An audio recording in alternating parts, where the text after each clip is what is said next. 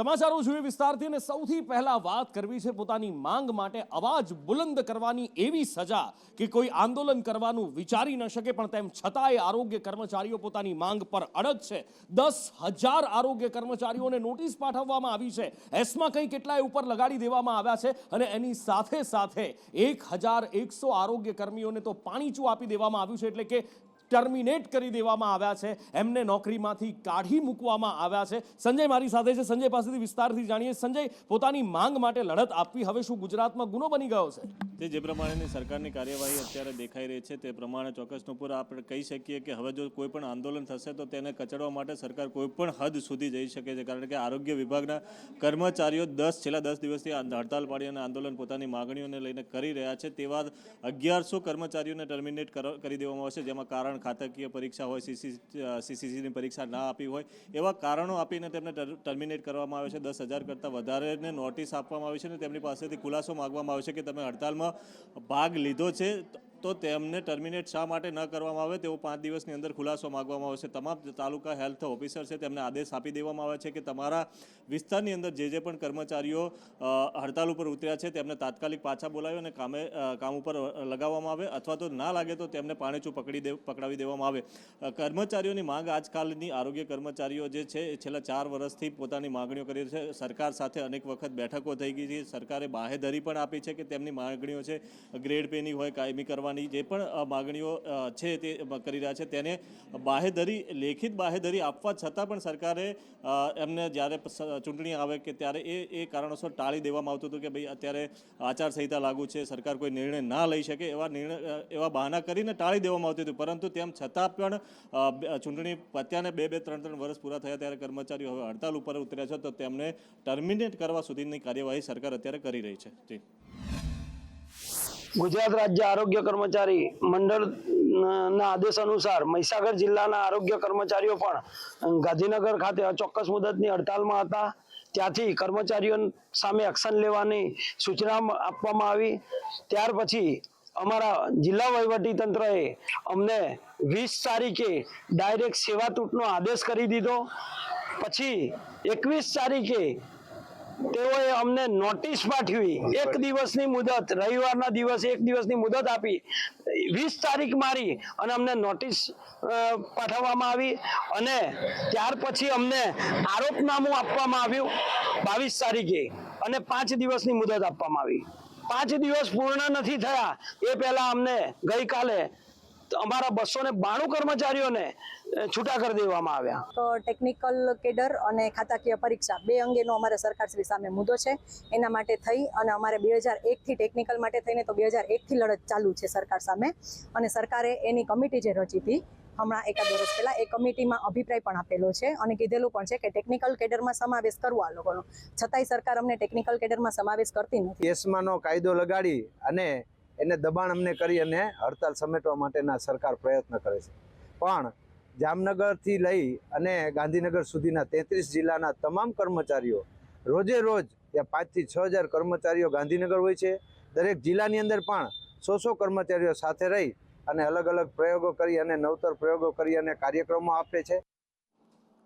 અને હવે વાત કરવી છે એ કિસ્સાની જેણે આખા ગુજરાતમાં, આખા રાજ્યમાં ચકચાર મચાવી દીધી છે। અમરેલીના બગસરાની સ્કૂલમાંથી એક કિસ્સો સામે આવ્યો કે જેમાં અઢળક વિદ્યાર્થીઓના હાથ પર બ્લેડના ઘા જોવા મળ્યા। શું થયું, કેવી રીતે થયું એ અસમંજસ હતી ને જ્યારે ખુલાસો થયો ત્યારે સૌ કોઈ ચોંકી ગયા કે વિદ્યાર્થીઓએ પોતે જ પોતાના હાથ ઉપર બ્લેડથી આ કાપા માર્યા હતા। 5 થી 7 ધોરણના વિદ્યાર્થીઓ છે, એટલે ખૂબ નાની ઉંમરના વિદ્યાર્થીઓ છે અને 10 થી વધારે બાળકોએ આ જ રીતે કાપા મારી દીધા। જાણવા મળી રહ્યું છે કે ગેમની લતે ચડી 5 થી 10 રૂપિયાની લાલચમાં એકબીજાને ડેર આપીને આવી રીતના કાપા માર્યા છે। કૃષ્ણા મારી સાથે છે, કૃષ્ણા સાથે ચર્ચા કરીએ। કૃષ્ણા, 5 થી 7 વર્ષનું આ કુમળું માનસ છે, આ કુમળા બાળકો છે ને આ રીતની જ્યારે પોતાને હાનિ પહોંચાડવાની ગેમ રમાડવામાં આવતી હોય, આ કઈ ગેમ છે, કઈ માનસિકતાની પાછળ કામ કરે છે? હા, 5 થી 7 ધોરણમાં ભણતા બાળકો છે નુપુર, આપણે વારંવાર એવું જોતા હોઈએ છીએ, ઘણી બધી ગેમ્સમાં એવું પણ જોયું છે કે ચેલેન્જ સ્વીકારવામાં આવે છે બાળકો દ્વારા, યુવાનો દ્વારા, કિશોરો દ્વારા, અને એ ચેલેન્જના સ્વીકારના ભાગરૂપે જ એમણે પોતે જીવન પણ આપી દીધા હોય, ટૂંકાવી દીધા હોય,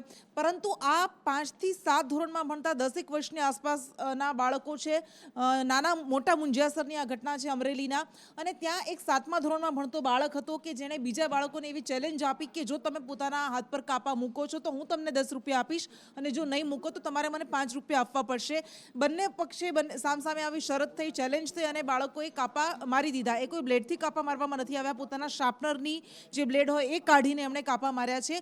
પરંતુ જેવી રીતે પ્રફુલ્લ પાનસેરિયાએ કહ્યું કે આ કાપા ભરે સામાન્ય હોય, પરંતુ આ ઘટના ખરેખર ખૂબ જ ગંભીર છે, કારણ કે એ નાના બાળકોમાં, કુમળા માનસમાં એવી ભાવના ક્યાંથી આવી કે પોતાની જાત પર જ આવો અત્યાચાર કરે, પોતાને આવું નુકસાન પહોંચાડે. આખો મામલો એવો સામે આવ્યો છે. શિક્ષણ વિભાગ પણ દોડતું થઈ ગયું, ડીઓ પણ ત્યાં પહોંચ્યા. એમણે એમ કહ્યું કે આ ઘટના સામાન્ય છે. જો કે એમણે જે રીતે આ આખા ઘટનાને વર્ણવી એ ખરેખર ખૂબ જ અસંવેદનશીલ છે.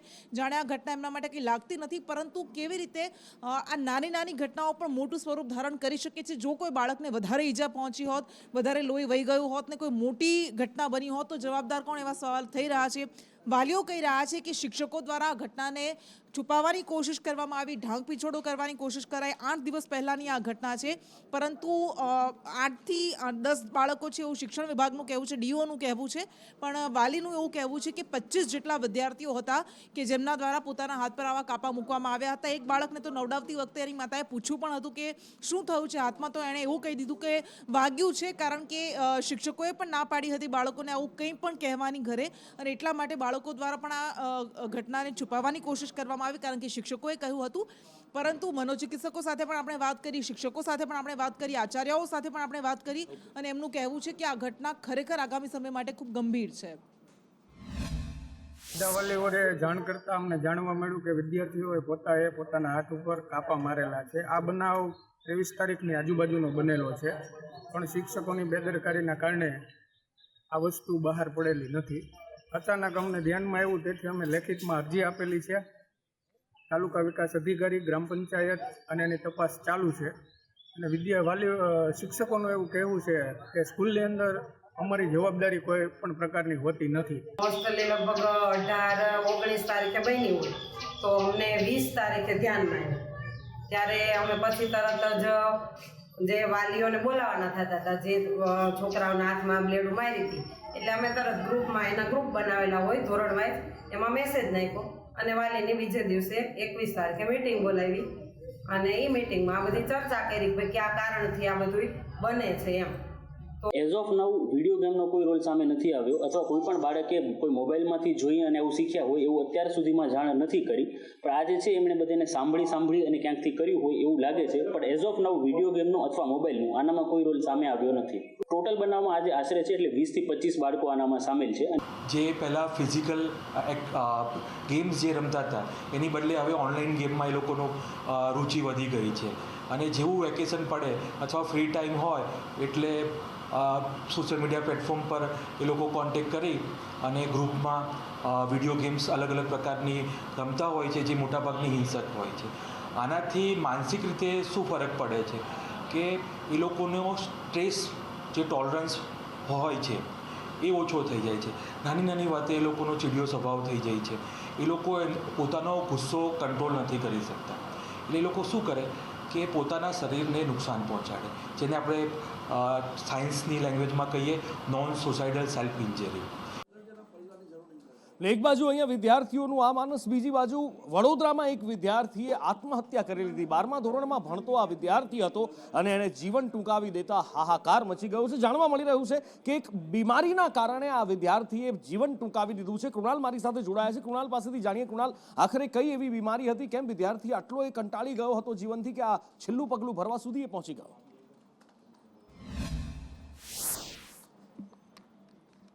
નુપુર, જે રીતે નવાયાર્ડ વિસ્તારના પાવન પાર્ક વિસ્તારમાં રહેતો આ ધોરણ 12નો વિદ્યાર્થી આશ્રય ડાભી, કે જે ઘણા દિવસ સુધી બીમાર હતો અને ગભરામણ સહિતની અનેક બીમારીઓ હતી, પરિવારજનો પણ હાલ અત્યારે એ રીતે રોકડ મચાવી રહ્યા છે કે કહેવા તૈયાર નથી. પરંતુ આ બીમારીથી કંટાળેલો હોવાનું તેના પરિવારજનો કહી રહ્યા છે. ને બીમારીથી કંટાળીને તેણે ગળે ફાંસો ખાઈને આપઘાત કર્યો છે. ત્યારે આટલી નાની ઉંમરમાં કેવી રીતે આપઘાતના વિચારો આવે તે ફરી એકવાર સવાલો ઊભા થયા છે. પરંતુ આ ખૂબ જ દુઃખદ છે કે ધોરણ 12ના વિદ્યાર્થી બીમારીના કારણે ગળે ફાંસો ખાઈને આપઘાત કરવો પડે. સચ્ચિદાનંદ સ્વામીની પત્રિકા તમે વાંચો તો ક્યારેય તમને એક અક્ષર આવો જોવા નહીં મળે ક્યાંથી આ સ્વામિનારાયણના બની બેઠેલા સાધુઓ આવી રીતે મનસ્વી રીતે વાતો ઉપાડીને લાવે છે, સમજાતું નથી. ને જો તમે આ સ્વામી જે બફાટ કરી રહ્યા છે એને ધ્યાનથી સાંભળશો તો આમાં તમને બોડાણા ભગતની ઝલક જોવા મળશે. કારણ કે દ્વારિકાધીશ ભગવાન આપણે ઇતિહાસ જે કહે છે એ પ્રમાણે માત્ર ને માત્ર દ્વારિકાથી એ રણછોડ રાય બની અને ડાકોર ગયા હતા અને આજે પણ ત્યાં રણછોડ રાય તરીકે પૂજાય છે. તો પછી વડતાલમાં ક્યાંથી કેવી રીતે શા માટે પોતાના સંપ્રદાયને બીજાથી ઉપર બતાવવા માટે આવી રીતે પોતાના જ ધર્મના દેવી દેવતાઓનું અપમાન કરવામાં આવે છે એ સવાલ સૌથી મોટો છે. અને કદાચ એટલા માટે જ આ સાધુઓ સામે રોષ ફાટી નીકળે છે. સુરતમાં પણ આવું જ થયું છે. કુંડારી ગુરુકુળના ઘનશ્યામ પ્રકાશ સ્વામી સામે એક રોષ એવો ફાટી નીકળ્યો કે વાત જવા દો. પોસ્ટર લાગ્યા હતા કથાના અને કથાના પોસ્ટર ઉપર કેટલાક લોકોએ આવી અને કાળી સ્યાહી તો લગાવી દીધી પણ એની સાથે સાથે જે લખાણ લખ્યું એ ખરેખર ચિંતાજનક છે. એક સાધુ માટે જ્યારે એવું લખવામાં આવે કે લંપટ બાવો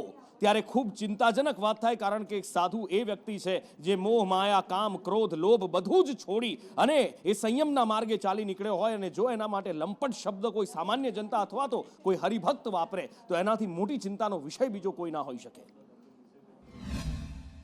ફરી એકવાર સ્વામિનારાયણ સંપ્રદાયના અંદર વિરોધ જોવા મળી રહ્યો છે અને એ વિરોધ હવે ખોલીને બહાર આવ્યો છે. તમારી સામે છે કે અહીંયા જે બોર્ડ મારવામાં આવ્યા છે એના ઉપર લંપટ બાવો લખી રાખવામાં આવ્યો છે.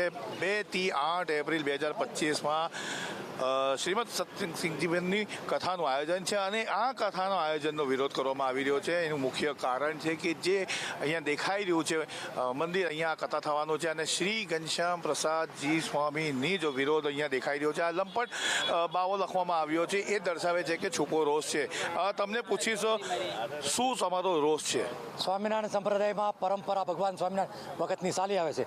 આ બાવાએ પોતાના ગુરુની પરંપરા ચલાવી છે. આ ઓરિજિનલ બ્રાન્ડ છે. એકાદશીના ઉપવાસ પણ નથી મૂક્યા અને સૃષ્ટિ વિરુદ્ધના કૃત્ય કર્યા છે. આ હું લોકોને ઉપદેશ આપે, કથા બેસાડે છે ઉપદેશ દેવા માટે. ઉપદેશ તો એને લેવાની જરૂર છે. હિન્દુ દેવી દેવતાઓનું અપમાન કરવું, સંપ્રદાય વિરુદ્ધના કાર્યો કરવા, ન કરવાના ધંધાઓ કરવા, ચલણી નોટિસ આપી, પ્રાઇવેટ પ્રોપર્ટીઓ બનાવી, એવું આજ્ઞાની વિરુદ્ધ જે આ સંપ્રદાયનું બંધારણ છે એ બંધારણની વિરુદ્ધનું આ કાર્ય અત્યારે હાલમાં આ લોકો કરી રહ્યા છે. ઉલ્લંઘીને બધું ચલાવે, સંપ્રદાય ચલાવે છે અને એક પણ વ્યક્તિએ અત્યાર સુધીમાં છે ને આનો વિરોધ નથી કર્યો. અમે અત્યારે વિરોધ કરવા નીકળ્યા છીએ તો આ સ્વામિનારાયણ સંપ્રદાયને આ લોકો જેમ તેમ ચૂથી રહ્યા છે અને સનાતન ધર્મની વિરુદ્ધમાં ઊભો કરી રહ્યા છે, બરાબર, અને કલંક લગાડી રહ્યા છે. આ એકદમ લંપટ બાવા બધા છે. તો તમારી સામે છે ફરી એકવાર બતાવીશ કે આ જે શ્રીમદ સત્યસંગ જીવનની જે કથાનું આયોજન છે તેના બોર્ડના ઉપર લંપટ બાવો લખી નાખવામાં આવ્યો છે અને આ જે વિરોધ છે એ સીધો ખુલીને સામે આવ્યો છે અને આ વિરોધ શ્રી ઘનશ્યામ પ્રસાદજી સ્વામી જે છે તેમનો વિરોધ કરવામાં આવી રહ્યો છે અને એમના ઉપર ગંભીર આરોપ પણ સ્વામિનારાયણ સંપ્રદાયના કેટલાક લોકો દ્વારા કરવામાં આવ્યો છે. કેમેરા પર્સન અજીત પટેલ સાથે આઝમ સાથે સંદેશ ન્યૂઝ સુરત. એટલે પોતાના જ સંપ્રદાયના સાધુ ઉપર આ રીતે આરોપ અને એની કામ લીલાનો પર્દાફાશ કરી રહ્યા છે અને એની લંપટ લીલાનો પર્દાફાશ કરી રહ્યા છે હરિભક્તો જ છે અને હરિભક્તો જ કહી રહ્યા છે કે આવા બાવા અમારે અમારા સંપ્રદાયમાં નથી જોઈતા. પણ કેટલાક એવા હરિભક્તો છે કે જે એમના બફાટિયા સ્વામીઓના રસ્તે ચાલે છે, એમના માર્ગે એમના પગલે પગલે ચાલે છે અને આવા જ એક બફાટિયા હરિભક્તે મુંબઈમાં બફાટ કર્યો અને એના પડઘા પડ્યા છેક રાજકોટમાં. કારણ કે એવું કહેવામાં આવ્યું કે એક સ્વામિનારાયણના સંત જેને દેવ કહીને બોલાવે છે એણે ગંગા નદીને પવિત્ર કરી છે અને રાજકોટમાં એના પડઘા આક્રોશ સ્વરૂપે પડ્યા. ઘાટકોપરની અંદર સ્વામિનારાયણ એક સંસ્થા દ્વારા એવું એમના એક હરિભક્ત દ્વારા એવું નિવેદન આપવામાં આવ્યું હતું કે મા ગંગાનો જે પ્રવાહ જે અત્યારે કુંભમેળામાં ચાલી રહ્યો છે એમાંથી આપણા સ્વામિનારાયણ સંત એક પધારી રહ્યા છે અને એ ગંગાજીને પવિત્ર કરનાર છે, આવું એમનું એક નિવેદન સામે આવ્યું છે. તો એની સામે અમારા વિરોધ છે કે ગંગાજી તો પહેલેથી પવિત્ર જ છે, તો એમને આવા સ્વામિનારાયણ સંત પવિત્ર કરે છે આવું નિવેદન આપી અને એ લોકો સાબિત કરવા શું માગે? હમણાં આપણે સૌ જાણીએ છીએ કે સમાજની અંદર જે સ્વામિનારાયણ સંતો અને એમના શિષ્યો દ્વારા જુદા જુદા પ્રકારના નિવેદનો આપી અને હિન્દુ ધર્મને ખાસ કરીને સનાતન ધર્મને નુકસાન કરવામાં આવી રહ્યું છે. તો આવું નુકસાન હિન્દુ ધર્મ અને સનાતન ધર્મને ન થાય એના માટે અમે સરકારશ્રીને આવેદનપત્ર આપ્યું છે. અને હવે લાગે છે કે વિક્રમ ઠાકોરની નારાજગી દૂર થઈ જશે, કારણ કે વિક્રમ ઠાકોરે કહ્યું હતું ઠાકોર સમાજની ઉપેક્ષા કરવામાં આવી અને એ પછી 300 કલાકારોને બોલાવવાની વાત થઈ. ખુદ વિધાનસભા અધ્યક્ષ શંકર ચૌધરીએ કહ્યું કે 300 કલાકારોને આમંત્રણ આપવામાં આવ્યું છે. સત્ર હજી ઘણું લાંબુ ચાલવાનું છે અને ત્યાં સુધી દરેક કલાકારને બોલાવવામાં આવશે અને ફિલ્મ કલાકાર, ફિલ્મ એક્ટિંગ સાથે જોડાયેલા, સંસ્કૃતિ સાથે જોડાયેલા કલાકારો છે એમને બોલાવવામાં આવશે. અને આજે 15 દિગ્ગજ કલાકારો આવ્યા હતા જેમણે વિધાનસભા ગૃહની કામગીરી નિહાળી હતી. વિધાનસભામાં લાવીએ અને એ જે ગતિવિધિ બધી ચાલતી હોય છે, જે પ્રોસિજર્સ ચાલતા હોય છે, એ સામાન્ય જે પણ નાગરિકો હોય છે બધાના પણ વિચારો હોય છે કે કેવી રીતે પ્રોસિજર ચાલે છે, અમે જઈને જોઈએ. તો એ ઉત્સુકતા ફિલ્મ ઇન્ડસ્ટ્રીમાં પણ હતી. આની પહેલાં સાહિત્ય અને કલા જગતના લોકો અમુક આવી ગયા. હવે આજે ફિલ્મ ઇન્ડસ્ટ્રીના દિગ્ગજો આવ્યા છે, જેમાં આદરણીય આપણા અધ્યક્ષ શ્રી એવા શંકરભાઈ ચૌધરી સાહેબનો ખૂબ ખૂબ આભાર આખી ગુજરાતી ફિલ્મ ઇન્ડસ્ટ્રી વતી હું માનું છું. અને મુળુભાઈ બેરા મંત્રીશ્રીએ જે માર્ગદર્શન આપ્યું એ પ્રમાણે આજે અમે અહીંયા ઉપસ્થિત રહ્યા. અમે લોકોએ પ્રશ્નોત્તરી 1 કલાક જોઈ, એના પછી ભોજન સાહેબની સાથે, અધ્યક્ષશ્રી સાહેબ સાથે, આપણા ઋષિકેશભાઈ સાહેબ મંત્રીશ્રી સાથે, મુળુભાઈ બેરા સાહેબ, એમણે બધાએ સાથે મળીને અમે ભોજન લીધું. અમારા બધાનું ખૂબ સુંદર રીતે સ્વાગત કરવામાં આવ્યું છે. કલા જગતમાંથી એક રાઈટ પ્રતિનિધિત્વ અહીંયા પણ હોય અમારું, એ બહુ સરસ રીતે આજે જળવાયું. જેટલા સન્માનપૂર્વક અહીંયા બોલાવવામાં આવ્યા અને જે રીતે અમને રાજકારણને જુદા દ્રષ્ટિકોણથી જોવાનો મોકો આપ્યો. આપણે નોર્મલી સિવિલિયન તરીકે રાજકારણને માત્ર ચૂંટણીલક્ષી કે આ જીત્યો ને આ હાર્યો એમ જ જોતા હોય, પણ સરકાર કેવી રીતે ચાલે, કે રાજ્ય કે દેશ કેવી રીતે ચાલે, આજે પહેલી વખત અમે લોકો અનુભવ કર્યો. અને આ અનુભવ અમારી જિંદગીમાં તો મને તો પહેલી વખત થયો છે. અને થેન્ક યુ વેરી મચ અમને આમંત્રિત કરવા બદલ અને કલાકાર, કલા જગતને આટલું સન્માન આપવા બદલ ખૂબ ખૂબ આભાર. Thank you. ખરેખર અમારા બધા માટે આજનો પ્રસંગ બહુ એટલે એક અનુભવ હતો. ક્યારેય આ રીતે અમે વિધાનસભાના સત્રમાં બેઠા હોઈએ કે એની ગતિવિધિ જોઈ હોય એવું બન્યું નથી. લગભગ મોટાભાગના બધાએ જ પહેલી વારનો અનુભવ, પણ ખરેખર ખૂબ મજા આવી. અને શા માટે આપણે આપણા રાજ્યને ડબલ એન્જિન સરકાર કહીએ છીએ એનો અમને પ્રત્યક્ષ અનુભવ પણ થયો. જે રીતે કામગીરી અમે જોઈ ત્યાં સવાલ જવાબ અને જે આગામી યોજનાઓ છે એના વિશે પણ અમે જે સાંભળ્યું, ખરેખર આ એક અવિસ્મરણીય અનુભવ અમારે માટે રહેશે. અને કલાકારોને આ રીતે બોલાવીને અમારી સાથે ખૂબ જ આત્મીયતાથી અમને નવાજ્યા, એ બદલ અમારા સૌ વતી હું આભાર માનું. એટલે હવે લાગે છે કે જેમની પણ લાગણીઓ દુભાઈ હતી, જેમને લાગતું હતું કે અમારા સમાજને પ્રાધાન્ય નથી આપવામાં આવ્યું, અમારા સમાજના કલાકારોનું અપમાન કરવામાં આવ્યું છે અથવા તો ઉપેક્ષા કરવામાં આવી છે, એ હવે ધીમે ધીમે બધું દૂર થતું જશે. કલાકારોમાંથી પણ ભારતીય જનતા પાર્ટીના કાર્યકર્તાઓમાં રોષ ભભૂકી ઉઠ્યો છે અને રોષ ભભૂકવાનું કારણ આ જ છે, કારણ કે કેટલાક કાર્યકર્તાઓ છે એમને વિધાનસભા ગૃહની કામગીરી જોવા માટે લઈ જવામાં આવે છે, ત્યારે ઠક્કરબાપા નગરના એક ભારતીય જનતા પાર્ટીના ગ્રુપની અંદર, વોટ્સએપ ગ્રુપની અંદર ઘમાસાણ મચી ગયું છે.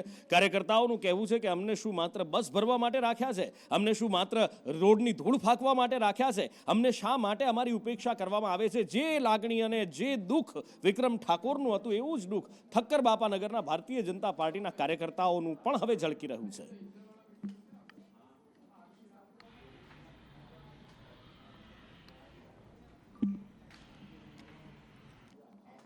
વધુ માહિતી સાથે કશ્યપ લાઈવ જોડાયા છે. કશ્યપ, હવે ભારતીય જનતા પાર્ટીના કાર્યકર્તા, આમ તો શિસ્તબદ્ધ કાર્યકર્તા કહેવાય, જે પણ થતું હોય મૂંગા મોઢે સહન કરતા આવ્યા છે, પણ આ વખતે લાગે છે ઠક્કરબાપા નગરના કાર્યકર્તાઓની ધીરજ ખૂટી ગઈ છે. પાણી કદાચ માથાથી ઉપર જતું રહ્યું છે એમને.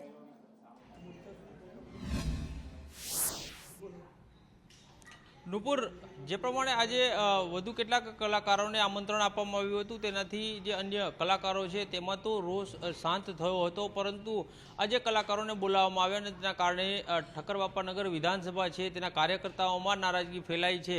કારણ કે આ વિધાનસભા વિસ્તારના કેટલાક કાર્યકર્તાઓ છે તેને આજે વિધાનસભાની કામગીરી જોવા માટે બોલાવવામાં આવ્યા હતા અને એ જ સમયે કલાકારો સાથે તેમણે ફોટા પડાવ્યા હતા અને ત્યારબાદ એ વિધાનસભા ગ્રુપમાં, વોટ્સએપ ગ્રુપમાં તે ફોટા પોસ્ટ થયા અને ત્યારબાદ જ આ ઘમાસાણ જે છે તે મચી ગયું હતું ને કેટલાક કાર્યકર્તાઓએ નારાજગી વ્યક્ત કરી હતી કે અમને તો ખાલી બસ ભરવા માટે થઈને જ રાખવામાં આવ્યા છે, ભીડ એકત્ર કરવા માટે થઈને જ રાખવામાં આવ્યા છે, ચોક્કસ લોકોને આજે આમંત્રણ આપવામાં આવ્યું હતું, પરંતુ અમને કોઈ આમંત્રણ આપવામાં આવ્યું નથી. એટલે કહી શકાય કે જે પ્રમાણે કલાકારોને અહીં વિધાનસભામાં આમંત્રણ આપવામાં આવ્યું તેનો રોષ હવે ભાજપના કાર્યકર્તાઓમાં જોવા મળી રહ્યો છે. રાજ્યમાં બુટલેગરો ઉપર તવાઈ બોલાવવામાં આવી રહી છે. બુટલેગરોના ગેરકાયદેસર દબાણો દૂર કરવામાં આવી રહ્યા છે. પછી એ દેશી દારૂનો બુટલેગર હોય કે વિદેશી દારૂનો, અને એટલે જ મને લાગે છે સપ્લાય ડિમાન્ડની જે ચેઇન છે એ ખોરવાતી કેટલાક લોકોને દેખાઈ રહી છે. જે સપ્લાયવાળા છે એમને થશે કે હવે ક્યાંથી, અને એનો પડઘો છેક ગાંધીનગરમાં પડ્યો છે. સાહેબ, પરમિટ માટે હવે વધારે અરજીઓ આવવા લાગી છે. શું કારણ છે? ક્યાંક આ જ કારણ તો નથી? અને કેટલી અરજીઓ કેટલા સમયની અંદર વધારે આવવા લાગી, કેમ? કશ્યપ પાસેથી જાણીએ. કશ્યપ,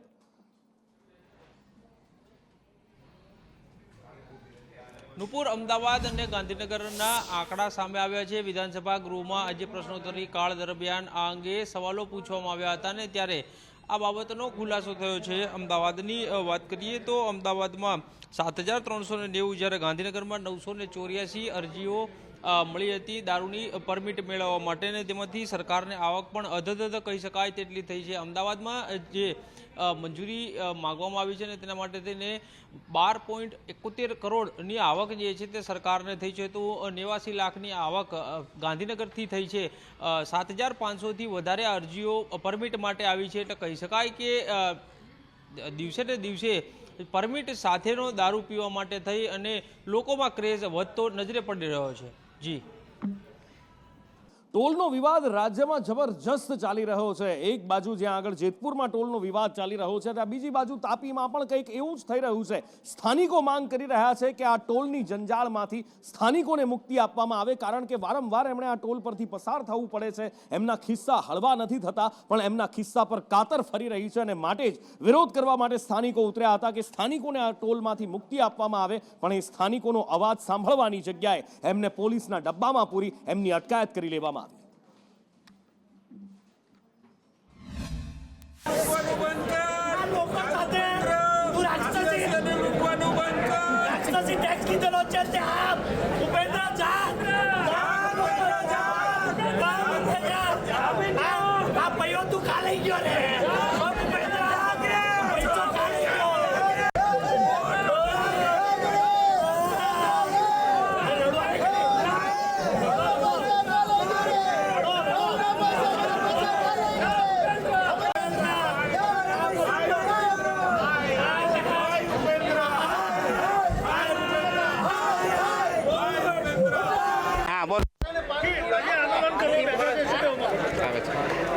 છેલ્લા ઘણા વખતથી, મતલબ કે વર્ષોથી, તાપી જિલ્લાને ટોલ ટેક્સમાંથી મુક્તિ મળે એટલા માટે જુદા જુદા સંગઠનો પ્રયત્નો કરતા હતા.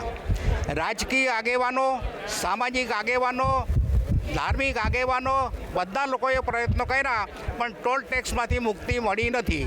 મારી 84 વર્ષની ઉંમર છે. મને એમ થયું કે મરતા મરતા પણ મારે આ કામ કરવું જોઈએ, એટલા માટે હું આ ટોલ ટેક્સને વિરોધમાં હું અહીંયા સૂઈ ગયો છું. અને જ્યાં સુધી ટોલ ટેક્સમાંથી મુક્તિ નહીં મળે અને જે સાથીઓને સવારે ધરપકડ કરી છે 25 લોકોની, એને છોડે નહીં ત્યાં સુધી અમે ઉઠવાના નથી. અમારા આદિવાસીઓની લૂંટ ક્યાં સુધી ચાલે છે? જમીનની લૂંટ ચાલી, જંગલની લૂંટ થઈ, પાણીની લૂંટ થઈ, અને અમારી છેલ્લે આ ટોલ ટેક્સ મારફતે પણ અમને લૂંટવામાં આવે છે. અત્યારે સોનગઢથી મને ઉચ્છલ પોલીસ સ્ટેશન લાવવામાં આવેલો છે. પોલીસ તરફથી મને કોઈ તકલીફ નથી, પણ વ્યારા, સોનગઢ અને તાપી જિલ્લા આ તમામ ભાઈઓ અને બહેનોને વિનંતી કે આપણું આંદોલન ગાંધી ચિંધ્યા માર્ગે ચાલુ જ રાખો. જે થશે તે કોઈએ ઉગ્ર બનવાનું નથી, અને ગમે તે થાય આંદોલન આજે કરવું છે. અને હવે વાત કરવી છે ઘીની. આમ તો ઘી પીવો, દેવું કરો, ઘી પીવો એવું વડવાઓ કહેતા ગયા છે, કારણ કે ઘી ખૂબ ગુણકારી છે. પણ જો એ ઘી માર્કેટમાંથી લીધું તો એ ગુણકારી છે કે પછી હાનિકારક છે એની કોઈ ગેરંટી નથી, કારણ કે ગુજરાત એટલે નકલીનું હબ બની રહ્યું છે, અને અહીંયા નકલી કઈ વસ્તુ નથી મળતી એ સવાલ છે. પાછલા કેટલાક વર્ષોમાં જે નકલી ઘીના આંકડા સામે આવ્યા છે એ જાણશો તો ચોંકી જશો. પ્રતિક પાસેથી જાણીએ. પ્રતિક, નુપુર, હાલ વિધાનસભાનું સત્ર ચાલે છે અને વિધાનસભાના સત્રમાં ધારાસભ્યો જનતાને લગતા, જનતાના આરોગ્યને લગતા સવાલો પૂછતા હોય છે. ત્યારે એક સવાલ એવો પણ પૂછાયો હતો કે અમદાવાદ અને ગાંધીનગરમાં કેટલું ઘી ભેળસેળયુક્ત ઝડપાયું છે, અને આ સવાલના જવાબમાં 2 વર્ષમાં લગભગ 9,000 કિલો જેટલું અમદાવાદ અને ગાંધીનગરમાંથી ભેળસેળયુક્ત ઘી ઝડપાયું હોવાનો ખુલાસો થયો છે. આ જાણીને આશ્ચર્ય થશે, કારણ કે 9,000 કિલો માત્ર ઝડપાયું છે. જે ન ઝડપાયું હોય તે તો અલગ છે, અને આ 9,000 કિલો જે ઘી ઝડપાયું છે તેમાં સૌથી વધારે જથ્થો છે તે અમદાવાદમાંથી ઝડપાયો છે. અમદાવાદમાંથી લગભગ 8,008 કિલો જેટલું ભેળસેળયુક્ત ઘી ઝડપાયું છે, જે સ્વાસ્થ્ય માટે હાનિકારક હતું. આ ઘી ઝડપાયું છે. જો કે આવા કિસ્સાઓમાં કાર્યવાહી કરવામાં માત્ર કાર્યવાહી કાગળ ઉપર જ થતી હોવાનું સામે આવ્યું છે. માત્ર 4 જ કિસ્સા છે જેમાં કોર્ટમાં કેસ દાખલ કરવામાં આવ્યો છે. બાકીના કિસ્સામાં માત્ર દંડનીય કાર્યવાહી કરીને તંત્રે રાહત માની છે. જો કે આવા કિસ્સાઓમાં કડક કાર્યવાહી થાય તો લોકોનું સ્વાસ્થ્ય સુધરે તેવી પણ લોકો માની રહ્યા છે, કારણ કે આ પ્રકારનું ઘી છે જ્યારે આરોગ્યમાં આવતું હોય છે ત્યારે શરીર સંબંધી અનેક રોગો થતા હોય છે જે શરીર માટે હાનિકારક હોય છે. ત્યારે આવા જે ઘી વેચતા હોય છે ભેળસેળયુક્ત, તેમના સામે કડક કાર્યવાહી થવાની માંગ ઉઠી છે, જેને લઈને હવે તંત્ર દ્વારા આવા લોકો સામે કડક કાર્યવાહી કરવામાં આવે તો ચોક્કસથી રાજ્યમાં અને શહેરમાં ભેળસેળયુક્ત ઘીનો જથ્થો જે વેચાણ થાય છે તેના ઉપર રોક લાગી શકે. અને હવે વાત કરવી છે મહાકૌભાંડી ભૂપેન્દ્ર ઝાલાની અને એના વકીલ દ્વારા મારવામાં આવેલી ડંફાસોની. ઉપરથી CIDની સામે જ એણે તો આક્ષેપો કરી દીધા છે અને કહેવામાં આવી રહ્યું છે કે 6,000 કરોડનું કૌભાંડ કહેવામાં આવી રહ્યું હતું અને નીકળ્યું છે 178 કરોડનું. જે સાક્ષીઓની વાત કરવામાં આવી રહી છે એ સાક્ષીઓ કોઈ સામે જ નથી આવ્યા, અને એની સાથે સાથે તો ત્યાં સુધી એના વકીલ કહી રહ્યા છે કે બધા જ પુરાવા ખોટા મૂકવામાં આવ્યા છે અને ભૂપેન્દ્રને ખોટી રીતે ફસાવવામાં આવ્યો હોવાનો દાવો વકીલ કરી રહ્યો છે. ઓફિશિયલી જોવા જઈએ તો વેબસાઇટના આંકડો જે BZ ફાઇનાન્શિયલ સર્વિસીસની વેબસાઇટ CID ક્રાઇમ દ્વારા કલેક્ટ કરવામાં આવી હતી પહેલા દિવસે, જ્યારે ફરિયાદ ફાટી ગઈ પછી એક નનામી અરજીના આધારે 6,000 કરોડ રૂપિયાનું કૌભાંડ બતાવવામાં આવ્યું છે. સપોઝ મારા વિરુદ્ધમાં તમે જે અરજી આપી આવશો ગઈકાલે કે મેં 7,000 કરોડ રૂપિયા ઉઘરાયા છે, તો તરત મારા પર ફરિયાદ કરવી જોઈએ, મારા ખાતા ફ્રીઝ કરવા જોઈએ કે એની યોગ્ય તપાસ કરવી જોઈએ. એવું કશું જ કરવામાં ના આવ્યું. યોગ્ય તપાસ કરવાની જગ્યાએ ખાતાઓ ફ્રીઝ કરી દીધા, અને ખાતાઓ ફ્રીઝ કર્યા બાદ તમે તપાસ કરો છો એની અંદર 422 કરોડ રૂપિયાનું ઇન્વેસ્ટમેન્ટ નીકળ્યું છે, જેની અંદર 11,232 રોકાણકારો હતા. દેશમાં 2 રાજ્યો છે જેમાં બુલડોઝર જબરજસ્ત રીતે ફરી રહ્યા છે, ડિમોલિશન કરી રહ્યા છે, ગેરકાયદેસર દબાણોનો સોંથ વાળવામાં આવી રહ્યો છે. એક છે ગુજરાત અને બીજું છે ઉત્તર પ્રદેશ, જ્યાં બાબાનું બુલડોઝર ફરી રહ્યું છે. અને એમાં આંબેડકર નગરમાં જ્યારે ઝૂંપડપટ્ટી તોડવા, ગેરકાયદેસર બાંધકામો તોડવા માટે આ બુલડોઝર પહોંચ્યું હતું, તંત્રની ટીમ પહોંચી હતી, અને એ વખતે જે એક વિડીયો સામે આવ્યો છે, એક નાનકડી દીકરીનો વિડીયો છે, અને એ વિડીયો આખા દેશમાં અત્યારે ચર્ચાનું કેન્દ્ર બન્યો છે. એ દીકરીએ દરેક દેશવાસીઓનું દિલ જીતી લીધું છે. આખરે શું છે એ વિડીયોમાં અંકિત પાસેથી જાણીએ. નુપુર, ચોક્કસપણે ગેરકાયદે બાંધકામો છે તેને તોડવા જોઈએ, પરંતુ એ ગેરકાયદે બાંધકામો તોડતા પહેલાં સરકારે એ પણ વિચારવું જોઈએ કે ત્યાં વર્ષોથી કોઈ વ્યક્તિ રહેતું હતું, કોઈ વ્યક્તિ જન્મ્યું હતું ને કોઈ વ્યક્તિ ત્યાં વર્ષોથી ભણી રહ્યું છે અથવા તો કેટલાક સમયથી ભણી રહ્યું છે. આ વિડીયો જે સામે આવ્યો છે તે નાની બાળકીનો છે કે જે ભણી રહી છે અને તેના જે પુસ્તકો હતા તે ઘરની અંદર હતા. હવે જ્યારે બુલડોઝરની કાર્યવાહી થઈ રહી હતી ત્યારે તેને યાદ આવ્યું કે તેના જે પુસ્તકો છે તે તો ઘરની અંદર જ રહી ગયા, અને તે દોડતી ઘરની અંદર જાય છે. એ કાર્યવાહી જ્યારે થઈ રહી છે તે દરમિયાન દોડતી ઘરની અંદર જાય છે અને પુસ્તકો લઈને બહાર દોડતી એ કેમેરામાં દેખાઈ રહી છે, અને એ જ વિડીયો અત્યારે આખા દેશમાં વાયરલ થઈ રહ્યો છે. અને જ્યારે એ બાળકીને પૂછવામાં આવ્યું કે તું આટલી જે કાર્યવાહી થઈ રહી હતી ને તે સમય દરમિયાન તું અંદર કેવી રીતે કેમ ગઈ, તો ત્યારે એ બાળકીએ કીધું કે મારે ભણવાનું છે અને મારી પુસ્તકો અંદર હતી, તો એ જો પુસ્તકો જ ન હોત તો હું ભણત કેવી રીતે. હવે આ સમગ્ર મામલામાં ભાવુક દ્રશ્યો ચોક્કસપણે આ કાર્યવાહી દરમિયાન સર્જાયા હતા, અને આ જ મામલામાં જ્યારે સોશિયલ મીડિયામાં આ વિડીયો વાયરલ થઈ રહ્યા છે ત્યારે લોકો તે બાળકીની મદદે આવવા માટે પણ અત્યારે કહી રહ્યા છે. સાથે સાથે સપાના પ્રમુખ જે છે તેમણે પણ કહ્યું છે કે જો 12મા ધોરણ સુધી જો ભણવા ઈચ્છતી હોય દીકરી તો તેમને સપોર્ટ કરવા માટે પણ અમે તૈયાર છીએ. એટલે એક તરફ બુલડોઝરની કાર્યવાહી થઈ રહી છે ને બીજી તરફ એક ભાવુક દ્રશ્યો જે છે તે સર્જાયા છે ઉત્તર પ્રદેશની અંદર.